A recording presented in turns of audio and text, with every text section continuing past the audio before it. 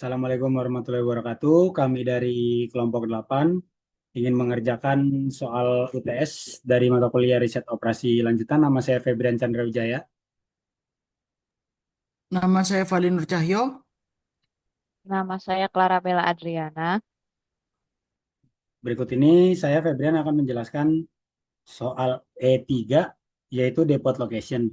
Di sini di mana ada perusahaan yang ingin membuka depot untuk melayani ke-12 customer, sales customer. Nah, dapat dilihat di tabel sebelah kanan ini di mana 12 depot dan ada 12 customer.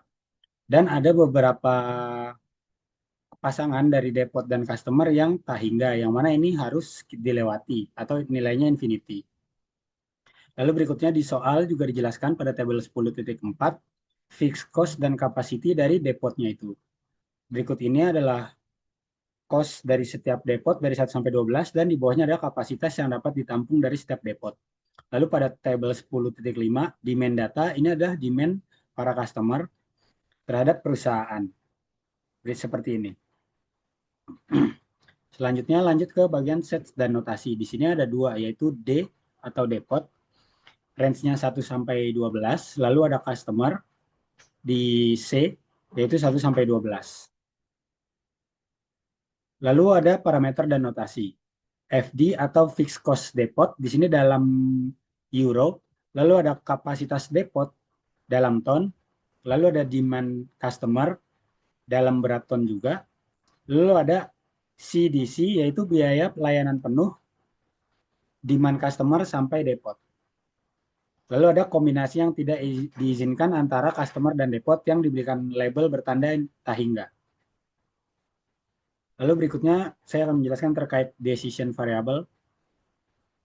Di sini Y depot itu adalah himpunan 0 dan 1. Jika depot digunakan oleh customer, maka dia akan memiliki nilai 1, dan jika tidak dibuka atau tidak digunakan, maka nilainya menjadi 0.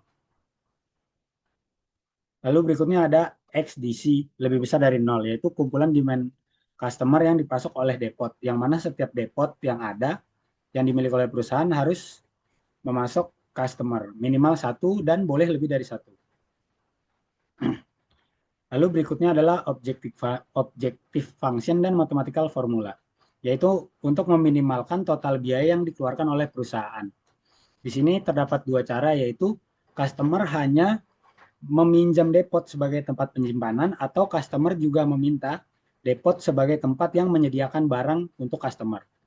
Lalu selanjutnya masuk ke bagian constraint dan model. Constraint pertama itu pemenuhan demand setiap customer.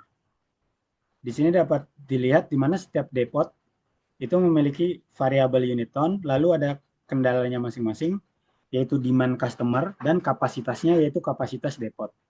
Lalu constraint yang kedua itu kita akan membahas kapasitas depot. Di sini kapasitas depot adalah kapasitas barang-barang yang sanggup untuk memenuhi dua keinginan dari customer, baik dia ingin hanya menyimpan barang atau ingin barangnya disuplai langsung oleh depot. Lalu constraint yang ketiga, pengiriman dapat dilakukan jika depot dibuka. Lalu ada domain tambahan di mana ini yang berlabel tak hingga, hubungan antara depot dan customer. Lalu selanjutnya kita akan masuk ke pengerjaan solver. Nah, di sini dari ke-12 depot dan ke-12 customer, di sini seperti yang ada di soal, ada beberapa kombinasi-kombinasi yang tidak hingga. Lalu seperti ini untuk depot, cost, dan capacity, lalu juga ada demand customer-nya. Nah, lalu kita masukkan fixed cost dari setiap depot, kapasitasnya, lalu masing-masing customer. Sudah dimasukkan angkanya, lalu kita bisa melihat dari solver mana yang paling optimal. Dapat dilihat di sini bahwa depot 1, 5, 8, 9, dan depot 12 adalah yang paling optimal karena tidak melewati dari constraint yang disediakan seperti kapasitas atau jumlah minimal untuk pembukaan depot. Lalu berdasarkan diskusi kami, hasil dan kesimpulannya adalah depot yang dapat dibangun yaitu depot 1, 5, 8, 9, dan 12. Depot 1 dapat mengirim suplai barang ke customer 2 dan customer 4, customer 2, 3, 4, dan 12. Depot 5 dapat mengirim barang ke customer 1 dan 2 depot 8 dapat mengirim barang ke customer 2, 6, dan 10. Lalu depot 9 dapat mengirim barang ke customer 5, 10, dan 11. Yang terakhir, depot 12 dapat mengirim barang ke customer 7, 8, dan 9.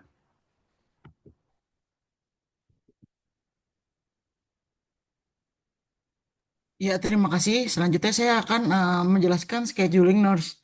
Jadi di sini Mr. Schedule akan membuat suatu organize atau schedule untuk di bidang service kardiologi untuk Rumah Sakit Santo Joseph.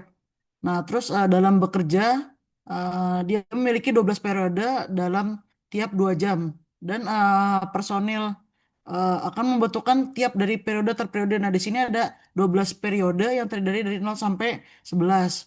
Dan di sini juga hanya ada beberapa suster yang eh, apa namanya jaga malam dan juga jaga pagi. Tapi untuk high dooringnya pada saat pagi hari. Jadi dominan suster berada pada pagi hari. Nah, untuk pertanyaan pertama ialah di sini pertanyaan pertamanya ialah eh, dalam kondisi pekerjaan dalam 8 jam sehari eh, minimum dilakukan dengan istirahat 2 jam setelah dilakukannya pekerjaan selama 4 jam. Nah, untuk pertanyaan pertama, kita lakukan yang pertama ialah untuk penjelasan dulu. Untuk slide-nya ini nomor 2, tolong di zoom sebelah kiri. Nah, ini time period itu sama dengan T, number of nurse starting itu start sama dengan number of nurse working atau work. Nah, tersebut ini merupakan ada parameternya yaitu personal requirement, ada time period, ada number of nurse starting work in time period, terus yang keempat ada number of nurse working, yang kelima ada number of time period, yang keenam ada total number of nurse required, dan juga yang ketujuh ada time interval. Yang kedelapan ada maximum hours per day. Nah, oke, langsung kita geser ke kanan. Nah, di sini juga coba ke atas sedikit. Nah, di sini sudah menghasilkan tabel tersebut dan untuk soal pertama memiliki suatu syarat ya untuk bekerja 8 jam per hari dan 2 jam 2 jam istirahat setelah 4 jam kerja. Nah, kita bisa lihat kondisi di sini ya pada periode 0 sampai 11. Nah, kan tadi katanya 2 jam setelah bekerja, setelah istirahat, baru dilakukan pekerjaan. Nah, ini berikut merupakan polanya. Dan juga ini merupakan decision variable. Coba ke kanan, mohon maaf. Nah, ini merupakan suatu nilai yang sudah dilakukan open solver dan ini sebagai decision variable dan sebagai integer nilai ini nih. Nilai yang saya kuningin seperti ini. Gitu. Coba turun Pak Febri, turun lagi, turun paling turun lagi. Lagi. Paling bawah. Ya, turun. Nah, untuk pertanyaan pertama, ini yang akan dilakukan untuk pada periode starting work itu ada tiga periode, ada tiga shift, ada tiga kelompok lah. Nah, itu yang pertama untuk periode pertama itu ada 12, terus yang kedua 5, dan yang dari keseluruhan ini yang tidak ada dominan untuk pada susternya itu pada periode 8, 9, dan 10. Coba ke atas lagi untuk selanjut nomor 2. Nah, nomor 2 ini kan sebenarnya tuh ada dibutuhkan working overtime. Jadi soal nomor 2 ini yang diperlukan adalah 80 suster dan juga memiliki 2 additional jam per hari dan juga untuk penambahannya tuh 4 jam ya. Karena overtime-nya 4 jam. Nah, kita lihat nomor 2 ini. Nah, ini reguler. Ini datanya sebenarnya variabel sama kayak di atas, tidak berubah. Ya, ini berubah juga hanya dari apa decision variable berdasarkan dari open solver. Nah, ini nilai-nilainya nih yang dijadikan suatu integer pada open solver ini. Dan setelah itu, nah ini untuk yang overtime sebelah kiri, mohon maaf. Oke, stop. Coba turun sedikit lagi. Nah, ini overtime, kondisi di mana yang dilakukan overtime selama 4 jam. Nah, ini merupakan suatu polanya. Dan ini nilai yang kuning ini terdapat integer lebih besar sama dengan dari 15 dan seterusnya. Coba turun lagi. Dari hasil Turun lagi maaf. Jadi yang decision variable saya plotkan ke sini, yang starting work yaitu reguler yang sama juga seperti yang question pertama, tapi dengan kondisi integer yang berbeda dan juga ini yang kondisi pada saat overtime.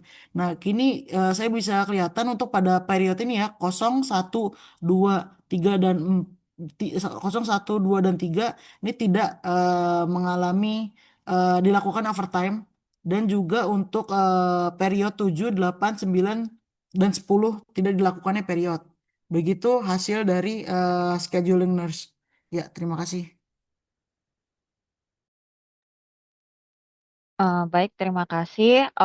Untuk soal backing up files, ini permasalahannya adalah jadi ada 16 files yang ingin di backup eh, di backup ke dalam 4 disk.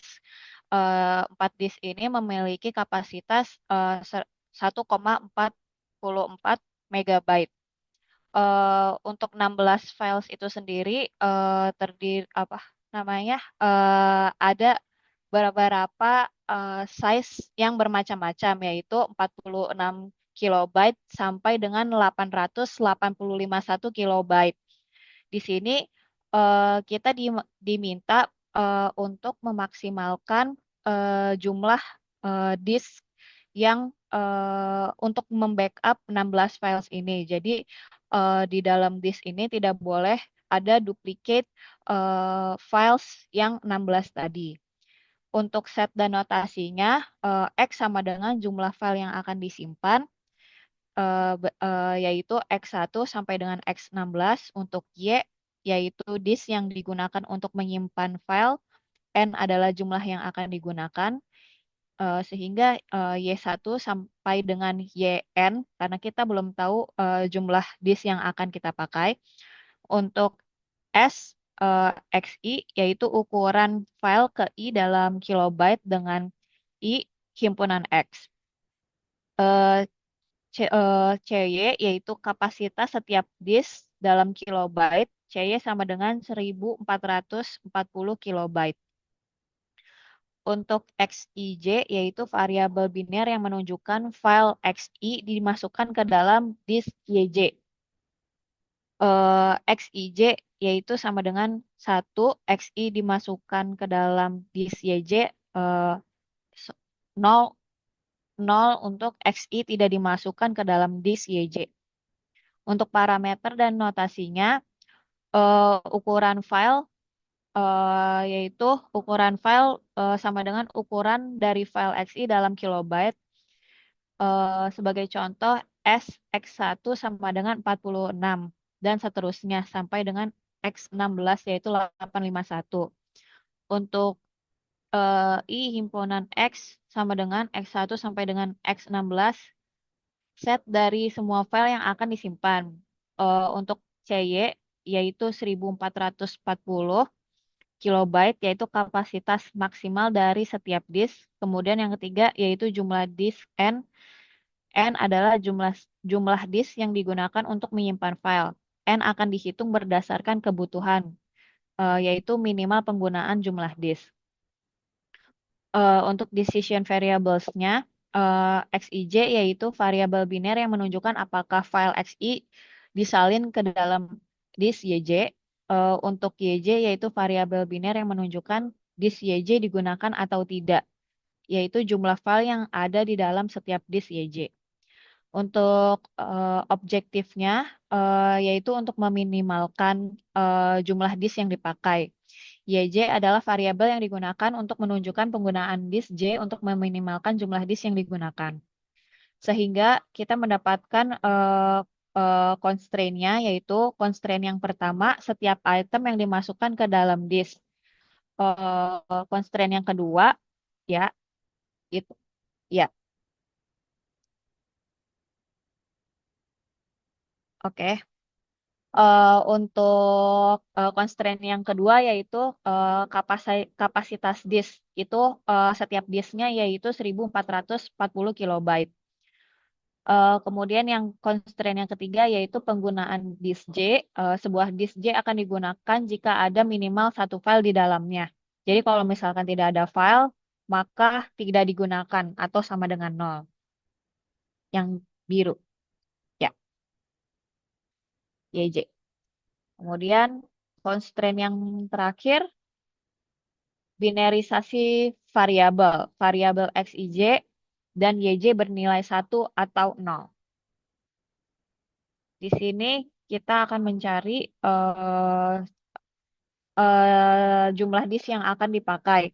Jadi XIJ itu kan disk apa filenya, jumlah filenya yaitu 1 sampai 16. Di situ ada jumlah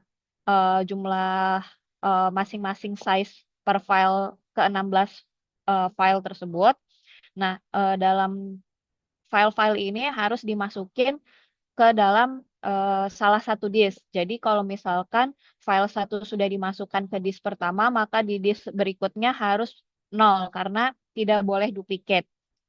Eh, Sehingga yang paling kanan di kolom Z itu harus sama dengan 1.